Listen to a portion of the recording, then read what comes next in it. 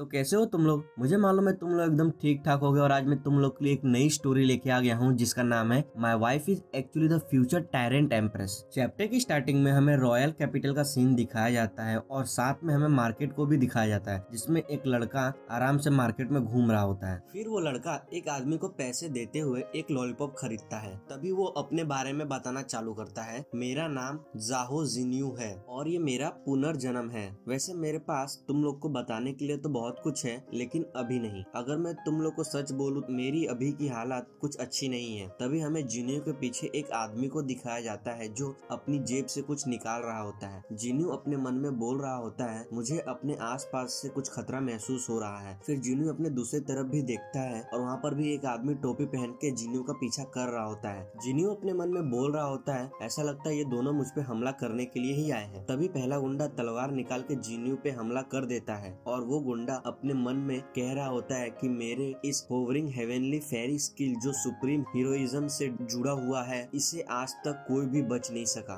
और साथ में वो टोपी वाला गुंडा भी जिन्यू पे हमला कर देता है और वो भी अपने मन में कहता है, कीड़े कहीं के, मेरे अर्थ सेटरिंग स्किल जो डिफेंसिव और ऑफेंसिव है, इससे आज तक कोई भी नहीं बच पाया और आज ऐसा लगता है कि तू आज मौत की नींद सो जाएगा। तभी जिन्यू नीचे देखता है और कहता है, अरे यार मेरा पैसा नीचे गिर गया। और जिन्यू अपने पैसे उठाने के लिए नीचे झुकता है। तभी वो दोनों गुंडे जिन्यू पे हमला कर रहे होते हैं और वो दोनों एक दूसरे पे ही हमला कर देते हैं। तभी वो दोनों गुंडे एक दूसरे के हमले के खुद ही शिकार बन जाते हैं और वो दोनों गुंडे आसपास की दुकान पे जाके गिर जाते हैं और वो दोनों दुकानें टूट जाती हैं। फिर हमें जिन्यू को दिखाया जाता है, वो अजीब सा चेहरा बनाया होता है और अपने मन में कह रहा होता है, ये दो गुंडे मुझ पे सरप्राइज अटैक करना चाहते थे, लेकिन इन लोगों को क्या मालूम मेरे पे हर एक दिन हमला होता ही रहता है। अब जो भी कोई मुझ पे अटैक करने आता है, मुझे उतना ज्यादा सरप्राइज भी नहीं लगता। फिर जिन्यू लॉलीपॉप खाते हुए जा रहा होता है और अपने मन में कह रहा होता है, मुझे हर एक दिन इन जानलेवा हमले से गुजरना पड़ता है और मैं तो एक बच्चा हूँ, तो मुझे मारकर इन लोगों को क्या मिलेगा। और वैसे भी मुझे भगवान का शुक्रिया अदा करना चाहिए क्योंकि मेरा ये पुनर्जन्म है और मुझे वापस ये जिंदगी मिली है और मैं अपनी ये जिंदगी अच्छे से जीना चाहता हूँ। और मेरे पापा एक बेहतरीन फाइटर हैं और वो इस राज्य के पुराने मिनिस्टर भी हैं। मेरे पापा ने राजा को इस राज्य के आधे से ज्यादा राज्य जीतने में मदद भी किया था। उसके बाद राजा ने मेरे पापा को कहा, तू आज के बाद जब भी राजमहल आएगा तब तुझे मेरे परिवार के सामने अपना सर झुकाने की कोई जरूरत नहीं और तू राजमहल के अंदर अपनी तलवार के साथ आ भी सकता है और मैं तुझे एक नए नाम से सम्मानित भी करता हूँ। आज से तेरा नाम सेंटिनियल ग्रैंड ड्यूक होगा। और हमें बैकग्राउंड में जिन्यू के पापा को दिखाया जाता है, वो कितने सारे लोगों को मार के उन लोग पे खड़ा होता है और एक झंडा लिया होता है अपने राज्य का। तभी जिन्यू कहता है, उसके कुछ सालों बाद जब राजा मर गया, फिर उसके परिवार से कोई और राजा बना। तब उस नए राजा को मेरे पापा से जलन होने लगी और उसे लग रहा था कि मेरे पापा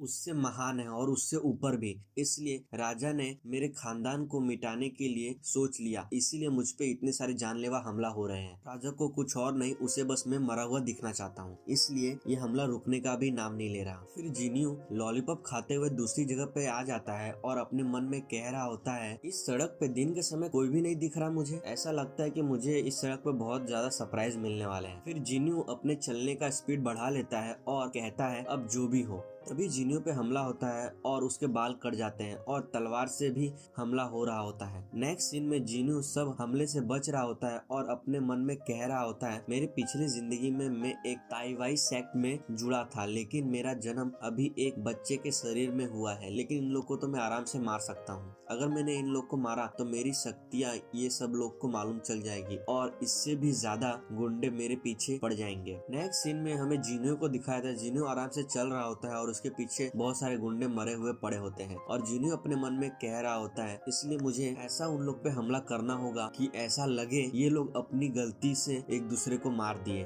नेक्स्ट सीन में जिन्यू बहुत ध्यान से सोच रहा होता है और अपने मन में कह रहा होता है, ये सब ऐसे नहीं चल सकता, नहीं तो मुझे फिर से अपनी पुरानी जिंदगी की तरह पहाड़ पे ट्रेनिंग करने जाना पड़ेगा और कोई दूसरा रास्ता नहीं है जिससे कि ये सब हमले मेरे पे होना बंद हो जाए। तभी जिन्यू की दिमाग की बत्ती जलती है और वो अपने मन में कह रहा होता है, ऐसा लगता है कि राजा को मेरे परिवार से खतरा है, क्योंकि उसे लग रहा है कि मेरा परिवार राजा की राजगद्दी को छीन लेगा। तो क्यों न मैं राजा को ये दिखाऊं कि हमारे परिवार उसको कोई खतरा नहीं है। फिर जीन्यू हंसते हुए कहता है, मैंने फैसला कर लिया, आज से मैं इस राज्य का निकम्मा और आलसी लड़का बनूंगा। नेक्स्ट सीन में हमें जीन्यू को दिखाते हैं, वो दारू पी के सो रहा होता है और उसके हाथ से दारू की कटोरी गिर जाती है। तभी एक आदमी दौड़ते हुए आ रहा होता है और कह रहा होता है, यंग मास्टर जल्दी से उठ जाइए। फिर जीन्यू आराम से उठ रहा होता है और जीन्यू अपने कमरे से अंगड़ाइयां लेता हुआ निकल रहा होता है और कहता है, क्या खाने का टाइम हो गया है? तभी दूसरा आदमी कहता है, ये सब के लिए टाइम नहीं है, यूनची ली राजमहल से इंपीरियल एडिक्ट लेके आया है। जिन लोग को इंपीरियल एडिक्ट के बारे में नहीं मालूम उनको मैं बता देता हूँ, इंपीरियल एडिक्ट एक तरह का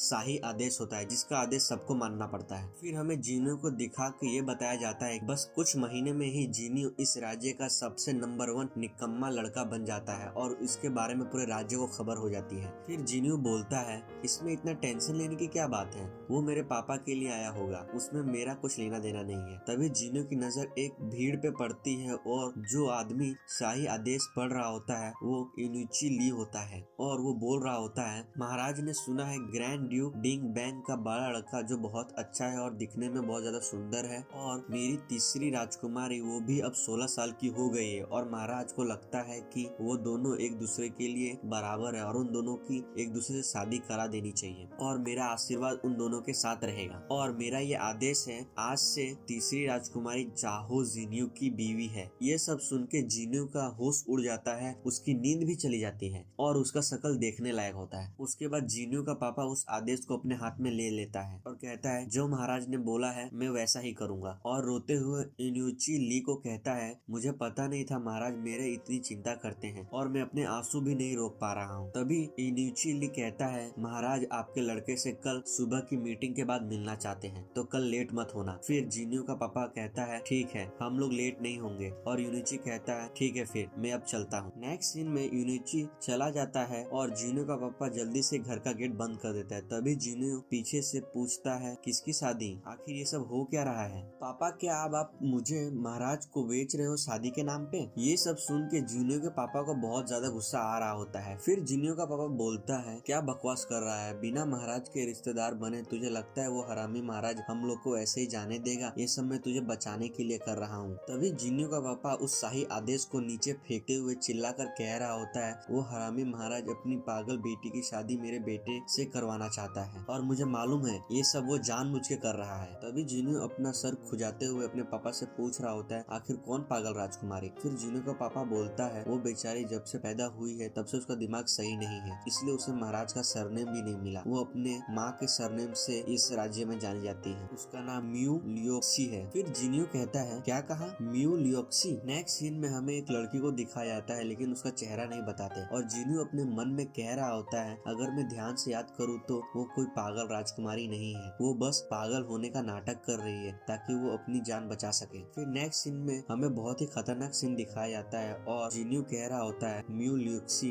बाद में महाराज के खिलाफ बगावत कर देती है और जीत भी जाती है और नया कानून बनाती है और बहुत खतरनाक रानी भी बन जाती है। लेकिन ये सब मेरे पिछले जिंदगी में हुआ था और अगर मेरे साथ इस जन्म में भी ऐसा हुआ तो मुझे क्या अपनी बीवी से लड़ाई करनी पड़ेगी? लेकिन एक प्रॉब्लम है, वो बहुत ही ज्यादा सुंदर है, आखिर मैं उससे लड़ाई करूंगा कैसे? फिर जीन्यू शाही आदेश को देखते हुए सोच रहा होता है लेकिन और कहता है, अभी वो छोटी है, मेरे पास बहुत से मौके होंगे उसकी मदद करने के लिए जिससे कि वो गलत रास्ते पे नहीं जाए और कोई भी गलत काम ना करे। फिर जीन्यू कहता है, अगर मैं सबसे पहले महाराज पे हमला कर देता हूँ और उसे मार देता हूँ तो फिर मेरी बीवी को कुछ करने की जरूरत ही नहीं पड़ेगी। फिर जीन्यू अपने पापा को कहता है, चलो महाराज पे हमला करने चलते हैं और अपने मन में कह रहा हूँ, कितना बड़ा जीनियस हूँ मैं यार। ये बात सुनकर जीन्यू का पापा बहुत ज्यादा गुस्सा हो जाता है और वो बहुत ज्यादा गुस्से से जीन्यू को देख रहे होते हैं और जीन्यू को चिल्ला कर कह रहे होते हैं, पागल लड़के तू भाग किधर रहा है? मैं वादा करता हूँ कि मैं तुझे जान से नहीं मारूंगा, तू बस इधर रुक तो सही एक बार। तभी जीन्यू कहता है, मैं तो मजाक कर रहा था, आप इतना सीरियस क्यों हो रहे हो पापा? नेक्स्ट सीन में हमें एक घर दिखाया जाता है जिसमें एक बड़ा सा मकड़े का जाला लगा होता है। वहाँ पे एक लड़की होती है जो अपने बाल बना रही होती है और कह रही होती है, क्या कहा महाराज ने मेरी शादी किसी से तय कर दी है? फिर हमें एक लड़की को दिखाया जाता है, वो जमीन पर बैठी हुई होती है और सर झुका के कह रही होती है, हाँ आपने सही सुना है। और वो लड़की कहती है,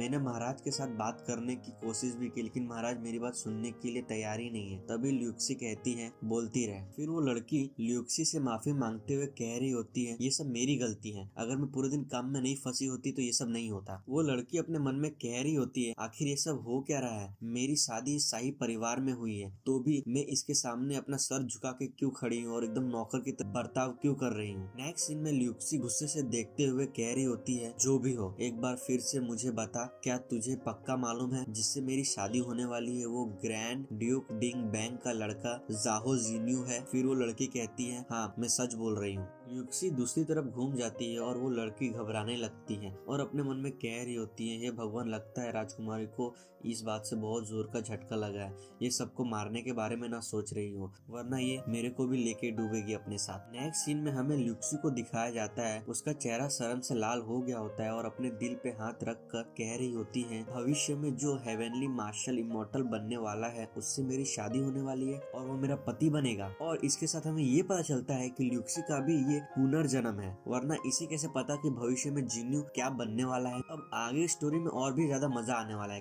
क्योंकि पता नहीं यहाँ पर किस किस का पुनर्जन्म हुआ है। इसकी आगे कहानी हमें अगले चैप्टर में मालूम चलेगी। इसी के साथ ये चैप्टर यहाँ पे खत्म होता है। अगर आप लोग इस चैनल पे नए हैं तो चैनल को सब्सक्राइब करना बिल्कुल मत भूलना और साथ ही बेल आइकन दबा देना, ताकि मैं जब भी अगला एपिसोड अपलोड करूँ तो आप लोग को सीधा नोटिफिकेशन मिल जाए। अब हम लोग अगली बार मिलेंगे my wife is actually the future tyrant empress के चैप्टर नंबर 2 में। तब तक के लिए टाटा और बाय बाय।